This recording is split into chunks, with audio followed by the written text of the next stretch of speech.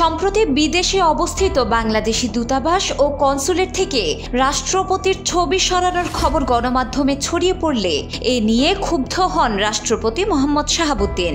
এ নিয়ে পররাষ্ট্র উপদেষ্টা মোহাম্মদ তৌহিদ হোসেনকে একটি চিঠি পাঠিয়েছেন রাষ্ট্রপতি, যেখানে লিখেছেন সরকারকে সর্বাত্মক সহযোগিতার পরও আমার ছবি সরানো হলো কেন। বুধবার নিজের ফেসবুক পেজে সেই চিঠি প্রকাশ করে এই তথ্য জানান সাংবাদিক জুলকারনাইন সায়ের খান। গত 28 সেপ্টেম্বর ওই চিঠিতে স্বাক্ষর করেন রাষ্ট্রপতি। তবে চিঠিটি পররাষ্ট্র উপদেষ্টার হাতে পৌঁছেছে কিনা সে নিশ্চয়তা তিনি দিতে পারেননি। বিশ্বব্যাপী বাংলাদেশের কূটনৈতিক মিশনগুলো থেকে তার ছবি অপসারণে তিনি প্রশ্ন তোলেন। রাষ্ট্রপতির আসনে অধিষ্ঠিত এবং দায়িত্ব পালনরত ব্যক্তি যেন অপদস্থ না হন, সেজন্য কি কৌশলগত কোনো পদক্ষেপ নেওয়া যেত না? আমি রাষ্ট্রপতি হিসেবে আমার সাংবিধানিক দায়িত্ব নিষ্ঠার সাথে পালন করে যাচ্ছি এবং সরকারকে সর্বাত্মক সহযোগিতা করছি। স্বাধীনতার পর থেকে এখন পর্যন্ত যা করা হয়নি তাই করছি। প্রায় অর্ধ শতাধিক অর্ডিন্যান্স জারি করে সরকারকে আইনগতভাবে পূর্ণ সহযোগিতা করছি, যাতে সরকার আইনগতভাবে শক্তিশালী অবস্থানে থাকে।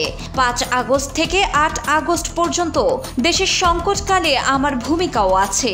পরবর্তীতে সরকারের উত্থাপিত সকল কার্যক্রমে আমার অবস্থান স্বতঃস্ফূর্ত ও ইতিবাচক ছিল। তাহলে কেন আমার ছবি অপসারণের ক্ষেত্রে এত দৃষ্টিকটু ও অশোভন পন্থা অবলম্বন করা হলো? এর আগে জিরো পোর্ট্রেট নীতি গ্রহণ করে সরকার, যে সিদ্ধান্তে পূর্ণ সমর্থন দেন রাষ্ট্রপতি। এরপরও তার ছবি অপসারণ করলে তিনি বলেন, আমি তো দাবি করিনি যে আমার ছবি অবশ্যই থাকতে হবে। আমার ছবি অপসারণের ক্ষেত্রে যদি এই নীতি সূক্ষ্ম কৌশলের সাথে বাস্তবায়ন করা হতো তবে তা গণমাধ্যমের আলোচনার বিষয় হয়ে উঠত না এবং সেক্ষেত্রে আমার পূর্ণ মানসিক সহযোগিতা থাকতো। মাত্র 1 রাতের মধ্যে প্রতিযোগিতামূলকভাবে ছবি অপসারণে সারা বিশ্বে তার সম্মানহানি ঘটেছে।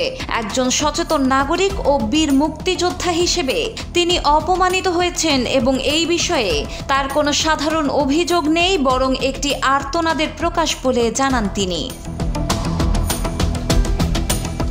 ডেস্ক রিপোর্ট, সময়ের আলো।